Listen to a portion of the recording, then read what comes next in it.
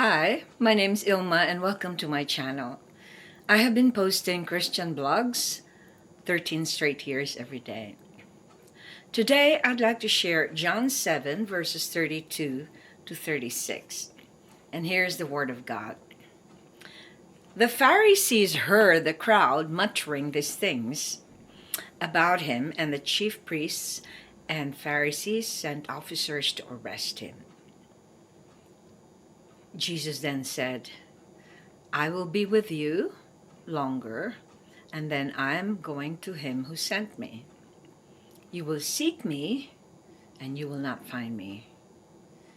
Where I am, you cannot come. The Jews said to one another, Where does this man intend to go that we will not find him? Does he intend to go to the dispersion among the Greeks and teach the Greeks? What does he mean by saying, You will seek me, and you will not find me, and where I am, you cannot come? John 7:32 to 36. Here's my poem. Jews' obsession to stop Jesus. When Jesus spoke the truth about the hour that is coming, the Jews got more obsessed to stop him from speaking. They called officers to arrest and stop Jesus from exposing them. They were baffled with his statements and had to end his declarations. Here's my commentary.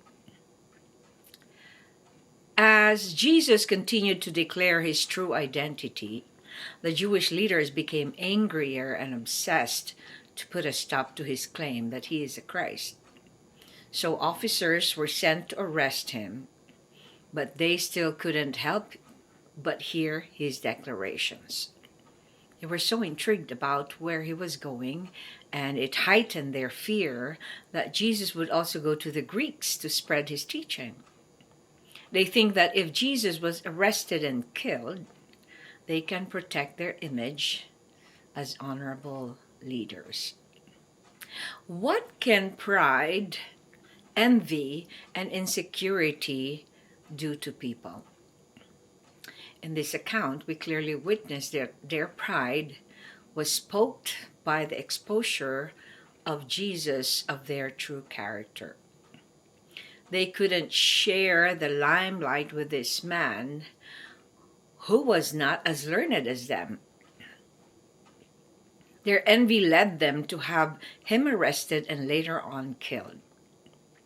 Their insecurity led them to manipulate and control the situation that they have no clue about. They had to know where Jesus was going to stop him from further being popular, because that would show their phoniness. They had to have control over the situation so they could put a stop to their competition. Reflection. How has pride, envy, and insecurity visited your life, and what did it do to you? I was raised in a culture that is not a first world country, from the Philippines. And so because we were conquered by Spain for about 300 years, we have this cultural pride that we want to overcome that being subjected to another culture. So we always take pride in what we do, and we have that insecurity in us that if we don't do well, we are going to be crushed again by another conqueror. So that's a cultural, what do you call this? A cultural mindset. Now, as a person, because I was raised in that culture that you got to prove yourself, you got to be good at what you do, you got to be doing all this. So my life became a very performance-based life. So I was trained by my father that if you do something, you do your best, which I think in so many other cultures. But what did it do to me? It made me enslaved to people pleasing. It made me enslaved to be accepted, to belong to the norm, or to belong to the higher standard. And so I didn't realize that until I became born again at age 56. So I'm going to be like 10 years, no, 50, I'm going to be 10 years born again next year. So I always have this pride at my knowledge, my degree, my achievements. And then when God brought me here and I became born again, He crushed that because I submitted to Him.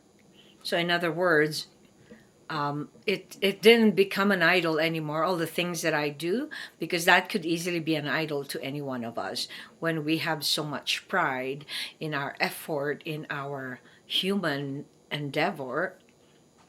It's easy to forget God. It's easy to go our way. It's easy to put down people. And insecurity is a very bad thing, because when you're insecure, you don't really know who you are.